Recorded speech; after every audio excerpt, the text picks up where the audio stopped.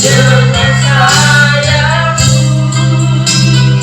ku akan terbang tinggi di tengah badai hidup.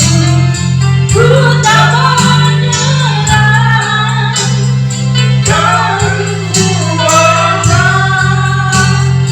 kau perlindungan bagiku, pertolonganku di tempat maha tinggi. Ku mengangkat tanganku, aku berserah, kau ku nantikan, kau yang ku sembah, Yesusku, Rajaku. Haleluya, glory, kasih Tuhan. Terima kasih kekuatan daripadamu, dan keselamatan di tanganmu ya Tuhan. Dalam pikiranmu, dalam hatimu ya Tuhan. Kami perhatikan Engkau adalah doa kesayanganmu Tuhan. Walaupun berat kami, karena ku meninggalkan kami. Oh Yesus Tuhan, kami bersama menjadi anak-Mu.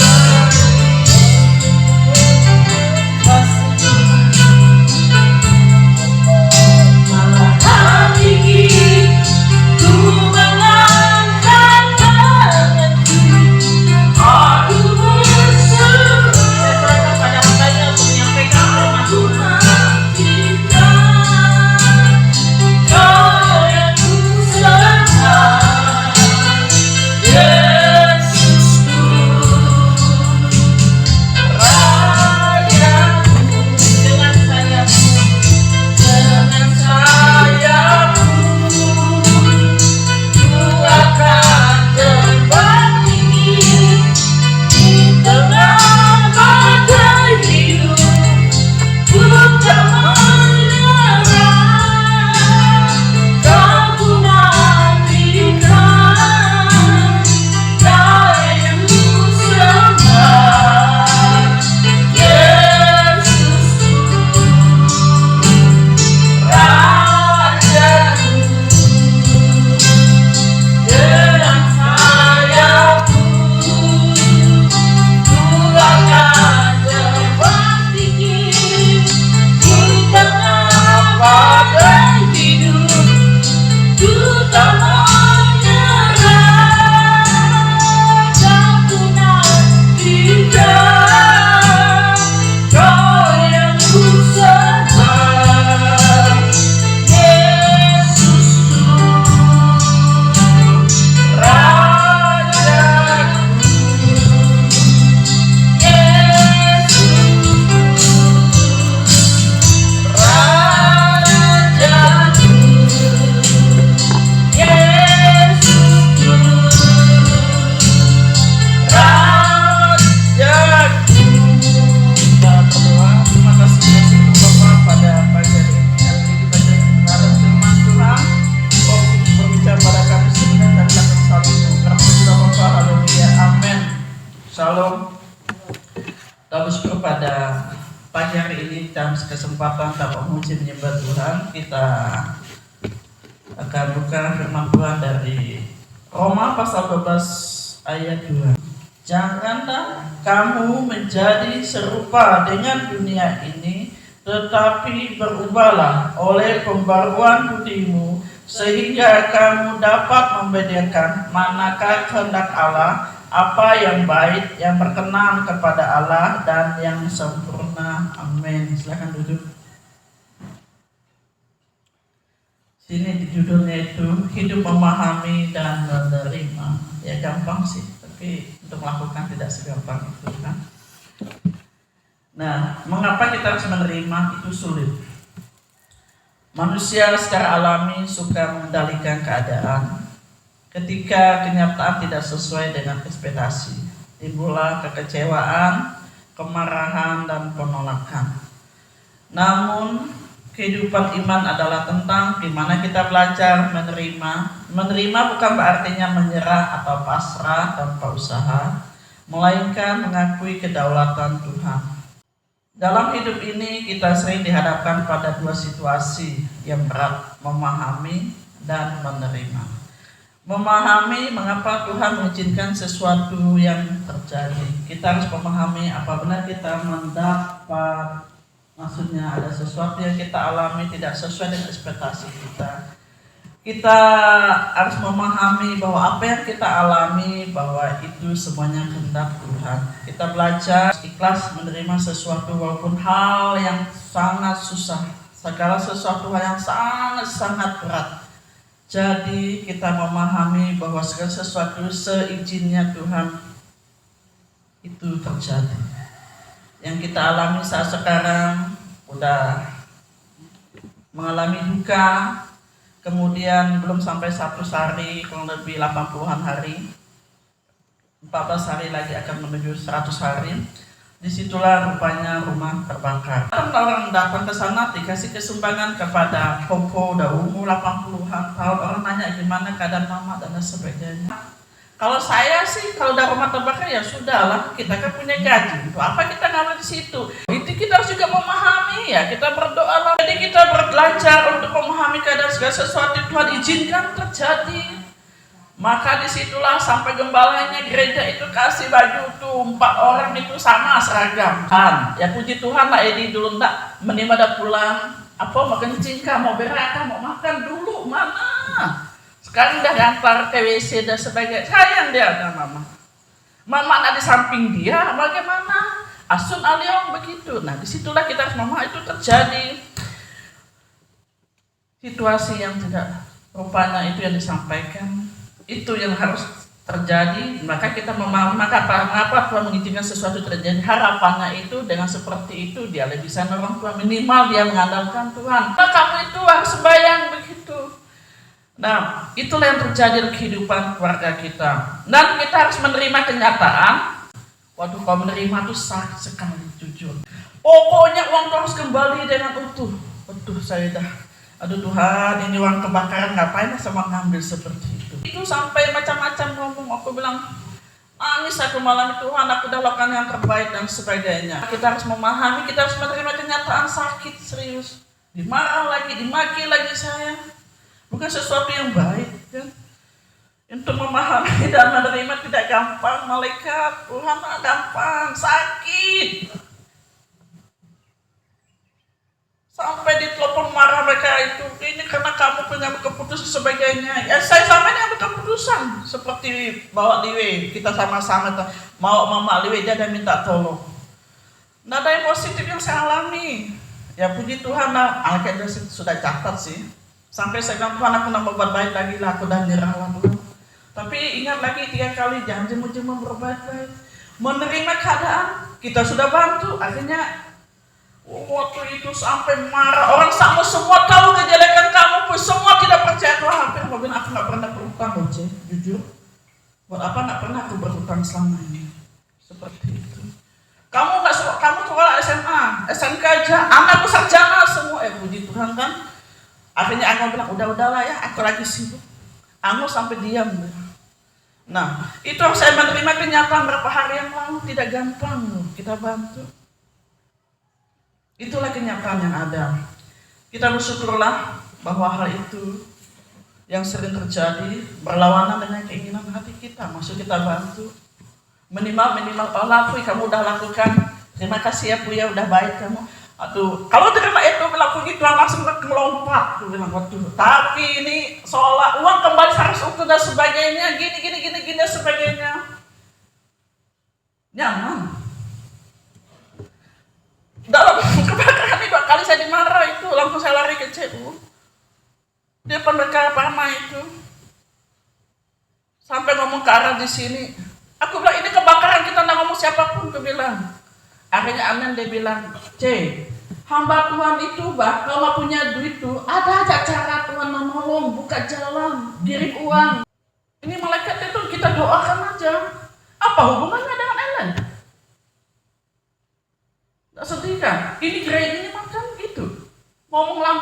di situ. Pergi, saya ada pergi ngomong sama Roh. Kamu orang lain, jangan kamu ngambil hartanya. Sampai haram cek, saya tidak akan ngambil harta. Jangankan itu, siapa punya salpon kecil? Pak itu udah amanah dikerjakan. Bayangkan. Tidak sedih hati kita. Tidak ada urusan kita masalah kerja kita. Kita betul-betul dan pelan. Kita bantu orang miskin, kita bantu orang itu dan sebagainya. Ini kita bantu. Kalau bantu orang doakan sana sini, makasih Ciampuy, ini uang bensinnya, nggak usah aja, kasihan nggak usah. Jadi telah terjadi, menerima harus memahami, harus menerima kenyataan ini. Rupanya dulu itu yang terjadi, makasih Cincin sudah kasih dulu seperti itu. Cukup berat. Banyak dari kita merasa lelah secara mental karena terus melawan situasi. Namun iman Kristen bukan tentang memaksa Tuhan mengikuti keinginan kita. Kita harus melayani, melainkan memahami rancangan Tuhan dan menerima kenyataan dengan hati bersyukur. Tidak gampang hati bersyukur, katanya sedih. Nah, saya di tengah malam saya kata Tuhan, tolong bela gereja kami Tuhan. Jangan sampai terjadi. Bayangkan, disitulah keadaan yang kita alami. Yang sana kebakar dia ribut bilang. Menerima, memahami kehendak Tuhan. Memahami kehendak Tuhan tidak terjadi secara otomatis. Paulus menekankan pembaharuan budi melalui firman-Nya. Kehendak Tuhan tidak abstrak, itu tertulis di Alkitab. Kita harus belajar rendah hati dan Tuhan membimbing orang rendah hati. Dia harus belajar Tuhan rendah hati. Saya harus belajar. Tuhan membimbing orang yang rendah hati menurut hukum dan Ia mengajarkan jalannya kepada orang yang rendah hati. Seringkali kita tidak mengerti karena kita merasa lebih tahu apa yang terbaik untuk kehidupan kita. Kita harus berpikir dengan perspektif berbeda, menerima bahwa kehendak Allah itu baik, berkenan dan sempurna meskipun saat ini rasanya menyakitkan. Itu yang kita alami. Ya, anggap Tuhan proses saya seperti itu. Jadi kita, Pak Gembala, Bu Gembala, kita harus kuat berdoa. Malaikat-malaikat di sini catat semua. Orang sudah hina gereja. Itu gereja itu milik Tuhan. Saya katakan, apa sebenarnya benar itu? Aku hampir mau bilang, kalau kita kasih ke gereja, kasih ke Tuhan, kita ambil, mau enggak kena ajab semua. Harta itu milik Tuhan, Mbak. Kan begitu. Ini karena kita untuk pelayanan dan juga seperti itu. Yang kedua, menerima keadaan. Kita harus memahami kehendak Tuhan. Gampang sebetulnya melakukan, susah jujur. Menerima keadaan, menerima bukan berarti menyerah keadaan kalah atau putus asa. Menerima adalah tindakan iman yang mengakui kedaulatan Tuhan. Kita bersyukur, kita harus mengakui bahwa sesuatu itu Tuhan izinkan terjadi. Berhentilah kita menyalahkan, belajar ikhlas. Ini ikhlas ini, tanpa menyalahkan diri sendiri dan orang lain atau Tuhan. Aduh, aku harus berdoa supaya kita ikhlas. Kita nggak boleh marah dengan orang, kita mulai marah sama Tuhan. Harus kita belajar ikhlas apa itu yang kita alami. Kita harus berdamai dengan keadaan seperti Rasul Paulus yang belajar mencukupkan diri dalam segala keadaan. Ibu Gembala baca Filipi 4 ayat 11. Filipi pasal 4 ayat 11. Demikian firman Tuhan. Ku katakan ini bukanlah dengan kekurangan. Aku telah belajar mencukupkan diri dalam segala keadaan. Ku katakan ini bukan karena kekurangan, sebab aku belajar mencukupkan diri dalam segala keadaan. Jadi kita belajar daripada Rasul Paulus. Firman Tuhan itu kalau untuk melakukan tidak mudah. Kita berdoa Tuhan tolong kita.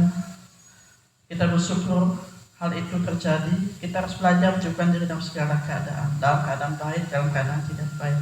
Kita dipanggil untuk berdamai dengan situasi yang tidak bisa kita ubah dan fokus pada apa yang bisa kita kerjakan bersama Tuhan. Sekarang kita berdoa untuk kembali lagi masalah kemarin. Kita berdoa supaya mungkin di mata mereka Edi tidak ada apa-apanya, Angga tidak apa, tapi dia masih mulia jaga orang tua. Bahkan mereka tahu saya Aji ini baru 1 malam dia pusing dengan apa? Keluar masuk dan sebagainya. Mereka masih sabar, anu sampai ketawa loh. Seperti itu. Itu kuasa dalam memahami dan menerima. Ada kuasanya kita.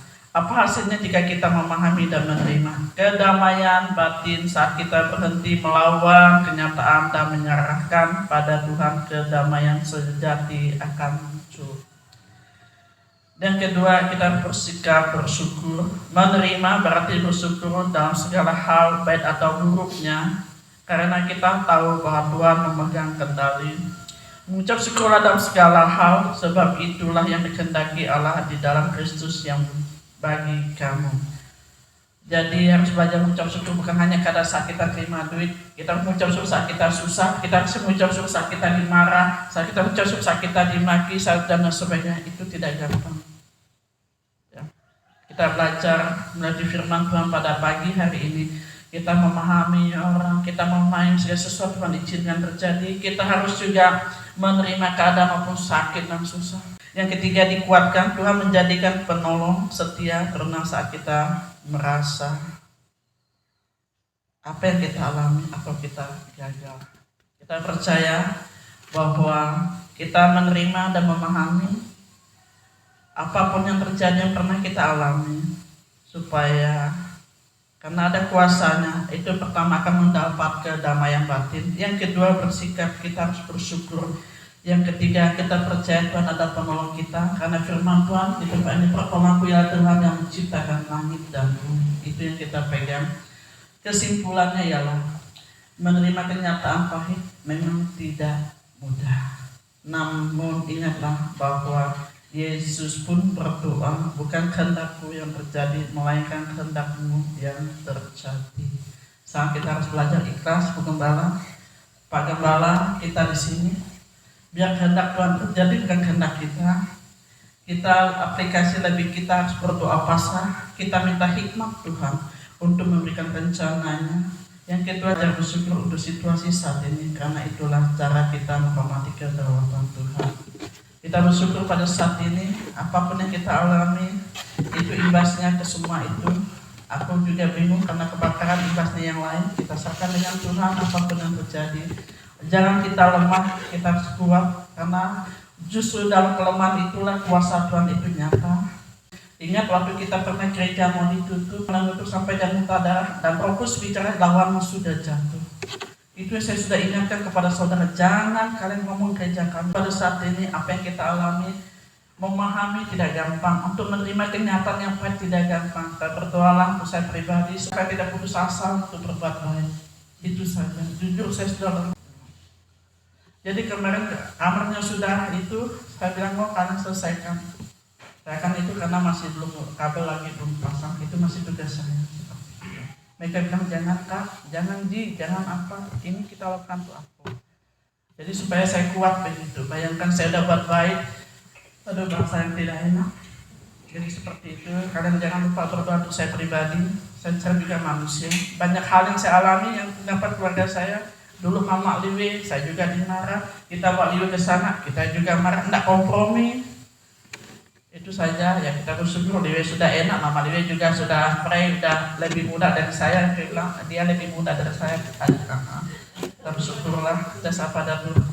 Lalu seberhati, kita tetap semangat pelayanan panitia sama. Sekalipun orang hina, kita punya Tuhan pembela. Karena pertolongan kita yang dari Tuhan, Dia menciptakan, yang menjadikan langit dan bumi. Tuhan Yesus berkati.